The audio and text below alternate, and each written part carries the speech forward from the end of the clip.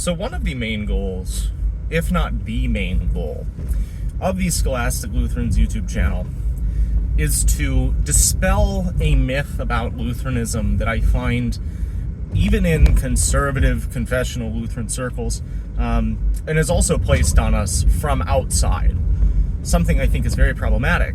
That is the view that Lutherans as such are opposed to philosophy, and that Lutherans as such are opposed to scholasticism necessarily. I think these are both, I'll consider them as one here. I think, considering that I'm into scholastic philosophy specifically, I think it's fair to consider them as one for now. But it's a pernicious error that frustrates me to no end, honestly, but I see where it comes from. So in this video, I want to discuss this and to show where I think this comes from and how I think we can correct it. I think it'll be, frankly, easier said than done, but nonetheless, I do think we can make an impact. So I make this video because, frankly, there are a lot of new subscribers to the channel, and I'm hoping that people who are unaware of this can become more aware. And people who are new here may not know that this is one of the main ideas that we have. I think I've demonstrated it fairly, I guess you could say implicitly, with a lot of the way that I have made my videos, a lot of the terminology I've used, the method, and also just through the translation efforts. I think that should make it clear, who am I translating? Should make people think. But I want to make it explicit so there's no mistake that can be made here.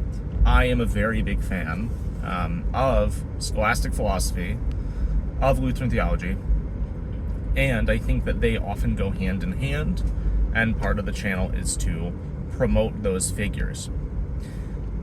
So this error arises, in my mind, because of a misinterpretation of Lutheran history, and just Lutheran theology in general. So every denomination is going to have some kind of myth about them like this. Unfortunately, the example that I like to think of that really comes to mind is a lot of Reformed and Reformed Baptists will have to deal with the whole idea that necessarily to be truly Reformed, you have to be presuppositional, which I do not think is an accurate representation of the Reformed throughout history and Reformed theology as such. I'm sure Rome has similar issues. I think the East has an issue of, and this is something you see with a lot of converts, that to be Orthodox, you have to be truly, basically a West hater. You have to be somebody who hates the West. Every problem in the world is effectively just from Latinizing, instead of being mystical and Eastern. So I think this is, the fact that there are myths about us from within, that's not something that is meant to be detrimental to our denomination as such. Like, this doesn't mean that it's a false denomination, nor do any of the other myths about those other groups mean that they are false. But nonetheless, reasonably, people who are in those denominations and know better want to combat them. And so I think the best way that I can combat it is by showing where this comes from, so people are aware, because I think a lot of us are taught this stuff, maybe implicitly, even less likely explicitly, but nonetheless I find it to be so common in Lutheran circles. So I think where this primarily comes from, as I said earlier, is from a misreading of Lutheran history and theology. Though one that I understand. So what a lot of people will do to demonstrate that Lutherans are opposed to philosophy as such is they will read those statements from Luther and Melanchthon, where they say that reason is, Luther says that reason is from the devil. I'm not going to use this exact quote because I don't want YouTube to get mad at me, but we generally know the quote. Reason is from Satan and is often used by Satan, effectively. That's kind of how his language, that's how it often sounds. And then you'll have statements from him and from Melanchthon that say Aristotle's really bad. It'd be better if theologians didn't even read him at all. And so people will take that and say, see, Lutherans are opposed to philosophy as such. And again, I understand where this is coming from, why people would think this. It is fairly clear in his quotes if you take them at face value. But I think that's part of the issue, is we take them at face value without really engaging with the context of their time. So today, people are fairly literate in Scripture. They're going to church each week where in general, I mean, I can't really speak as much for, your mega churches, but in general, churches are trying to be teaching out of Scripture. And there is a real effort, at least I think this is in other parts of the world, of course, but in America, it's a really big thing to have things like Bible studies. That's a very, very common thing.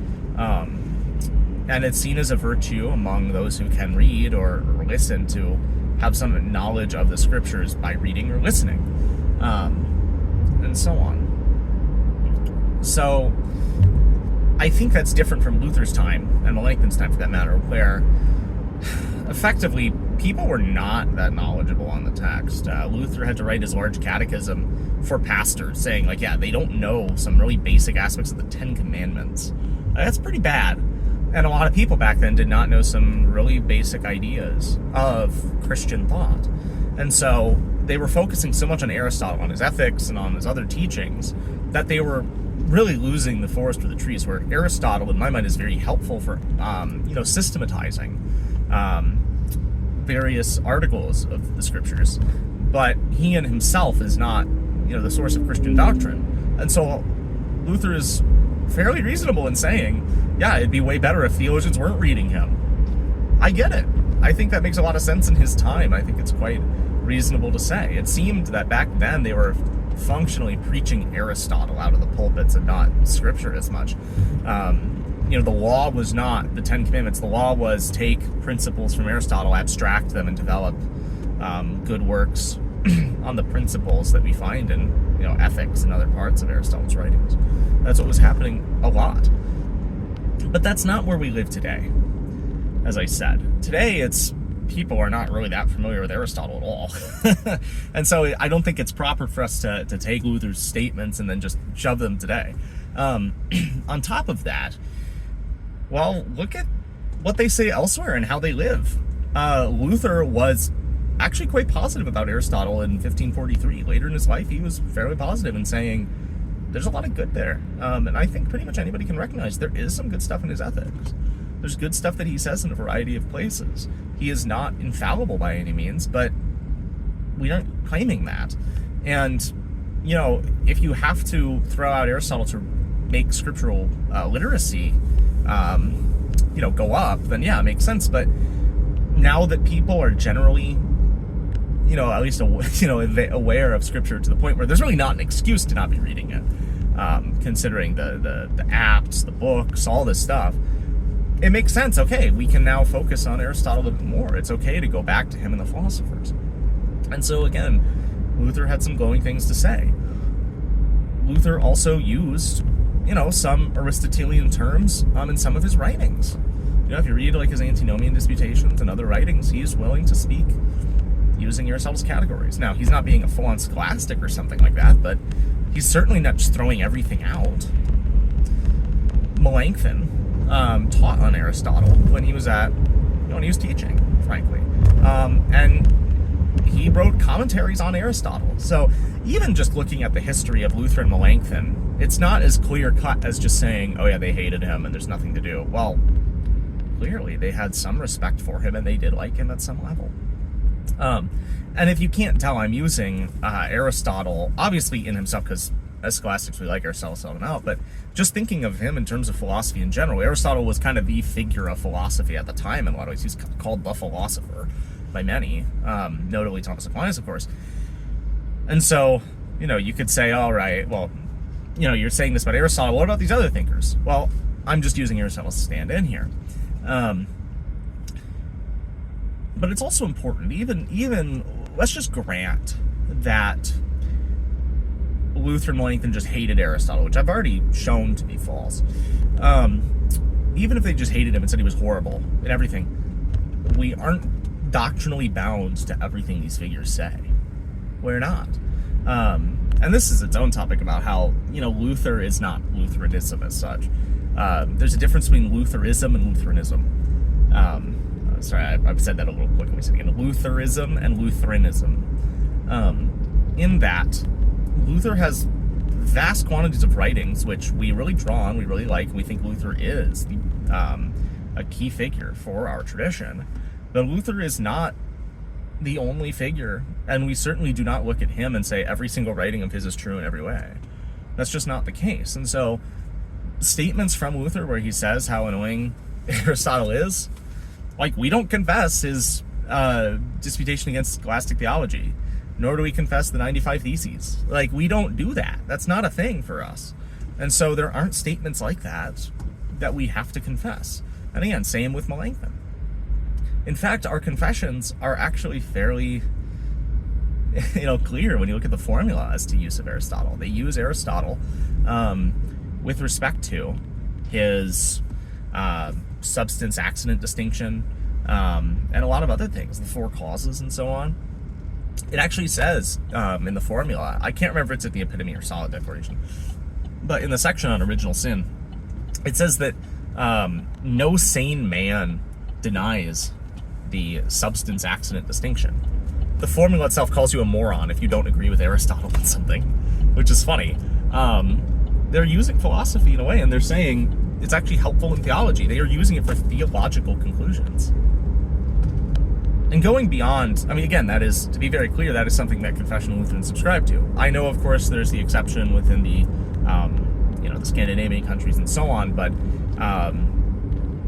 let's just take, what I've said about the formula and apply it to, pretend that it's not something that you confess, and apply it to what I'm about to say, which is that after Luther and Melanchthon, our best theologians, those who most people would recognize, if, honest historians are going to recognize as the continuation of Lutheran thought, are going to be figures who use scholastic terminology in philosophy. So, of course, Chemnitz, he's not somebody that, he is called a Lutheran scholastic, and I have said such before, but he is not really the pinnacle of it in terms of the use of scholasticism. The way that I read Chemnitz personally is that he's very familiar with the terminology, he knows his way around things, but when he doesn't have to, he won't go into all of that stuff, but there are times he has to, and he's willing to do so.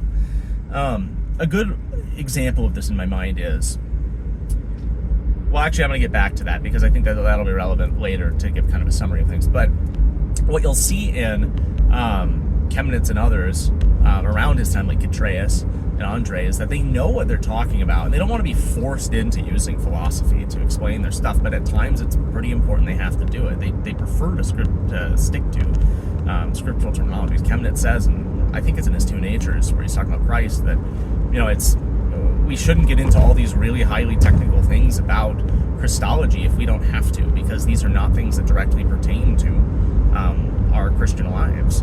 And why speculate so much when we have to have so much more that we need to focus on? And so I don't blame him on that. That's fine. But he still is comfortable with using this stuff. And again, he was one of the authors of the formula, so he's willing to speak this way. As were Chytraeus and Andre, of course. But when you get, as we get further on, as Lutherans are in the universities teaching and all that, we have Lutheran philosophers who are writing things. In the Google Drive, that folder that we have on the translations, I think it's translations from Lutheran Orthodoxy, I've talked about it a lot. We have Jacob Martini, who has a treatise on matter, where he is going through and discussing the Aristotelian concept of matter and making a series of statements about it, a series of propositions. He cites Aristotle, he cites Averroes, among others. And so certainly he's doing philosophy, and he is considered an heir of the Lutheran tradition and a serious part of it. When you look at Gerhard, he analyzes theology through Aristotelian causal terminology. And then when we get to Abraham Kalov, who I think is a really important figure that people have just kind of ignored. Everybody knows Luther, people know of Melanchthon, and people who know a bit more will know Chemnitz Gerhard, but Kalov is, I don't know why, until now, people haven't been really translating him. But Kalov is so significant in his own right, in that he is considered a truly Orthodox Lutheran thinker, a guy who is the pinnacle of Lutheran Orthodoxy, and he's a philosopher in his own right who develops sub-disciplines of philosophy. He writes stuff on metaphysics, general and special metaphysics. He writes stuff on, I think it's called Nostology, Nuology, or is it Gnoseology? And so on. He has plenty of philosophical texts, and he's willing to use philosophy in theology, and he knows his way around it. He is a very serious professor of these things. And then on top of that, we have just straight-up philosophers in our tradition. We have, of course, Scharf, we have Schiebler, we have Killian, a guy, I think the pronunciation is Ebel, or Ebel, it's its own thing.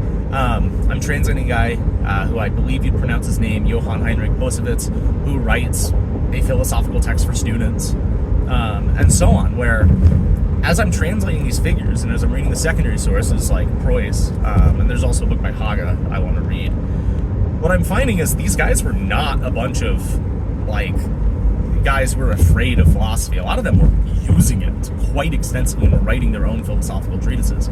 As I'm recording this, I'm about halfway through translating I think it's called I'll just call it Tractates on Philosophy and Theology by Johann Heinrich Posewitz.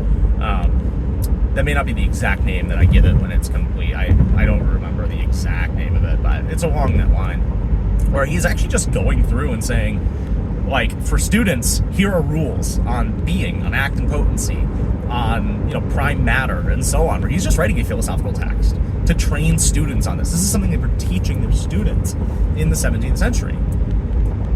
If you look, we have the rosters of philosophy professors at these universities, at Lutheran universities. These universities were not just saying, we're not going to do anything anymore with philosophy, we hate that. No, what they were doing is they were teaching philosophy. I think this is going to be a simplification. I know, this is a serious simplification of the issue, but a general way that I like to look at it is that when we look, Lutherans over time are more willing from the mid-16th, early 16th to the end of the 17th century, and it goes into the 18th century, the Hallats and others, and Hamann, but they become more willing to use philosophy over time, I think largely because of the right responses that were being enacted to the errors of the use of Aristotle and philosophy from earlier.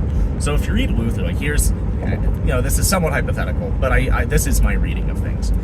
If a Catholic were to make an argument, a Roman Catholic were to make an argument, which this is an argument that they have made, against the Lutheran understanding of faith as trust, an objection they may bring forward would be this, that, well, if faith is identified as trust, and trust includes necessarily the knowledge of the facts of what Scripture says, like historical assent, all this kind of stuff, then the habit of faith would reside both in the will and the intellect. But that's not something that can happen. A habit has to reside in one and not the other. The way that would be approached by, I think, the Lutheran thinkers over time would be something like this. Luther would respond with something like, I don't care about your philosophy. Scripture says that it's trust. Chemnitz does respond to this objection in the Los Theologici, and I wouldn't be shocked if he did this in the Examen as well. But his response is what Luther would say, which is, I don't care about your philosophy, this is what it says. But then he actually cites Bonaventure and others as saying this is possible. I think the way, what Gerhard does is Gerhard does respond to this, again, says this is what Scripture says, and then he actually makes a philosophical argument for it and says this is quite reasonable and that Bellarmine's inconsistent. And then I think somebody like Kalov, and I'm not saying he has done this, but I think somebody around his time, like him, would write a full treatise on habits, or on the habit of faith specifically, show that this is possible, and then handle the objection. I think that's the general way that our theology developed. Again, that's a simplification, but I think that's how you can look at it. That early on, all right, let's just stick with the text. Over time, it's more openness to philosophy and the use of it in theology, and then full-on philosophical text that's being written. And so we can't look at our history as Lutherans and say, oh, well, we just hate philosophy. That's just not true. It's really not. And it's sad that people think it is. And even taking out all of these Lutheran thinkers whom I've mentioned, and here's actually, before I get to that, something I should mention, of course, is that some of the most important Lutheran theologians in modern Lutheranism, like Walther, Pieper, and Heinecke, they cite these figures quite positively. They cite Chemnitz and Gerhard. They cite, Pieper's favorite theologian, if I recall correctly, was Quenstedt, who knows the way on this stuff. They cite Kalov. They do all this stuff that is, they're citing these guys positively. They don't, maybe they'll say something here or there as, they're a little philosophical, but they don't just wholesale reject them and say these aren't members of the Lutheran tradition. And so we can't pretend that I'm just making up figures that we have not received in Lutheranism today. If you read some of the most important theologians that we Lutherans have, they are going to cite these figures, but you have to find the citations, and it's kind of hard at times. And so, even exempting all this that I just said, though, even exempting all of what I just said about the Lutherans that follow after Luther and Melanchthon, we can look back in history, actually prior to Luther, and go back to really just the sources that he himself would like, and see the church fathers were philosophers that wrote right at times. Augustine was an important Neoplatonist. Origen, I know he's obviously heavily disputed, but still important in some respects, a Platonist. And you could say that leads to some of his errors. But Clement of Alexandria, a Middle Platonist. Even Tertullian, who is, if anybody is going to hate philosophy in the church fathers, it's Tertullian. He just straight up says, well, I actually do like the Stoics. So, he's fairly positive in some respect. And of course we have other fathers that are willing to do this stuff and use this terminology. Again, we confess the Nicene Creed. The Nicene Creed uses the term substance. We confess that the Son is one substance with the Father. That is a fairly serious confession and is a philosophical one. And so we can't just throw it out. Again, Luther and Melanchthon are important for our tradition, but they're not the sum of it. Going backwards, we have philosophers. Going forwards, we have philosophers. That's a very significant thing to see that a lot of people are just not aware of. But we have to look at this as something that we can fix. Now, is it going to be a 1 year fix? Is this something that I'm going to be able to fix easily? No. I can't do that, unfortunately. I wish I could be this massive force. But I think there are ways that we can make a positive impact. So, first, of course, I'm going to be, shilling our translations so much. But that's what we can do. Translating these figures that people just aren't aware of. I think so much of this actually just comes down to the fact that people aren't aware of them. If you look at, what pastors are taught in seminary, a lot of what they're taught is good stuff. I'm not going to say it's bad. But they're mostly taught a lot of Luther. They're taught a fair amount of Melanchthon. They're taught our confessions and so on. But they're not necessarily taught these later Orthodox figures. I know of, a pastor that has said that even when he took a medieval theology course back in seminary, they kind of just brushed over the philosophical aspects of things. And they didn't really have them read directly from these figures, and they certainly didn't really emphasize them as the figures that we wanted to draw on in the 17th century. And so I can't really sit around and blame all these pastors and blame these seminarians and even the professors to some extent. But I think we can make a legitimate change by, me making these kinds of videos, and Jordan Cooper's doing this too, which I am very glad about. By reading these theologians, and that's part of what the translations are for. As I've said, I am not somebody who wants to, sell it for so much money that no one's buying it and reading it. I am going to keep the online versions free in the Google Drive. I'm going to do that so people can read them. I think that's one of the biggest things we can do, is just make people aware of these resources that do exist. And even if people are not going to be reading these figures directly, because it is challenging, I think just giving them a simple knowledge of the fact that these figures exist may help us in engaging with the idea that Lutherans are not opposed to philosophy necessarily. Sorry, I'm stopping because there's a truck that's going in. My car makes that noise.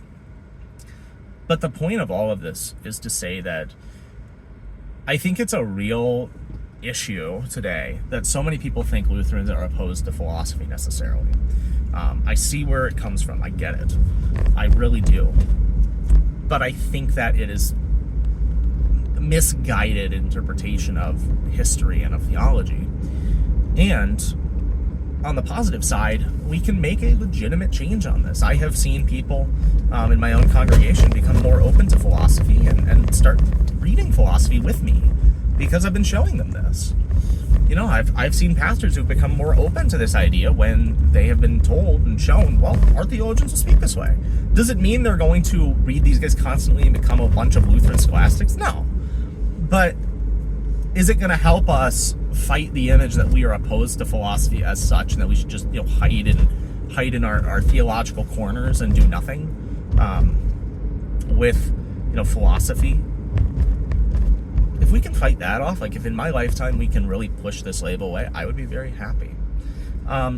So for those of you who are viewing, the way that you can promote this mission, which I think is a very valuable one, is one by supporting the channel. Of course, we have our Patreon. By just watching our videos, that helps us, of course, sharing them, liking them, all that stuff. Hit that subscribe button. Hit the notification bell. All that stuff. I'm of course, speaking tongue-in-cheek here. But on top of that, as I've said, reading our translations, and honestly, if you can, start translating with us.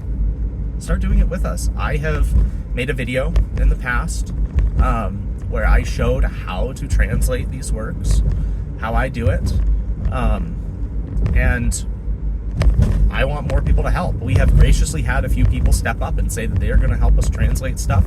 And if you guys want to get involved, it's fairly low commitment in terms of time and honestly effort, but it really helps a lot. So, comment on the video or email us at scholasticlutherans@gmail.com to get involved, because we would love to be promoting these figures and to be showing that, hey, we have a lot to offer on this front. So I think in a lot of ways the channel is going to be moving towards, at least my video is going to be moving towards promoting this stuff even more, summarizing these figures so that people are aware of them. It will not be taking away from the other content I've done, like engaging with evangelicals, charismatics, with Rome, and talking about other topics, but it's something I really want to push more and more on the channel. So you can look forward to more videos where I am summarizing and explaining the thought of our Lutheran fathers from the 17th century, who I think were some of the best theologians that really have ever lived.